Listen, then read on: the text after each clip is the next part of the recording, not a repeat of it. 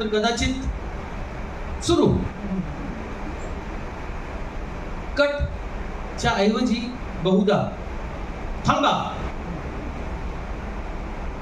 आणि मग जर पुन्हा एखादा रिटेक करायचा असेल किंवा टेक करायचा असेल पुन्हा, तर मग कलाकारांना सगळीच परत सूचना की हे असं नको करूस, हे असं कर, इथे थांब, इथपर्यंत चालू नकोस, कॅमेऱ्याच्या फील्डच्या बाहेर जातोस, या सगळ्या सूचना मराठीत केल्या गेल्या.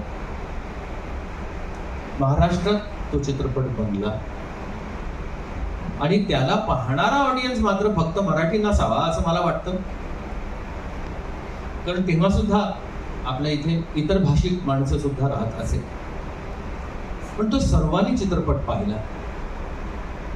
आपण असं म्हणू शकतो की हालती चित्र प्रेक्षकांनी पहिल्यांदा पाहिली आणि त्याचं अप्रूप सर्वांना वाटलं.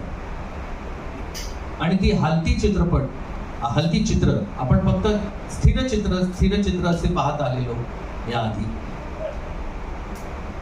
पण त्या माणसांनी त्याची सुरुवात केली, लोकांना त्याची सवय लावली. अर्थातच परदेशाकडनं आलेली ही संस्कृती आहे, ही टेक्नॉलॉजी आहे जी भारतात या माणसांनी आणली. सॉफ्ट पॉवर म्हणजे काय असते याची सुरुवात अमेरिकन लोकांनी जरी केली असली तरी त्यांच्याकडनं शिकून अमेरिका म्हणा किंवा UK म्हणा, तिकडनं ही संस्कृती भारतात दादासाहेबांनी आणली. आणि सॉफ्ट पॉवरची सवय, जसं इंग्रजांनी आपल्याला चहाची सवय लावली,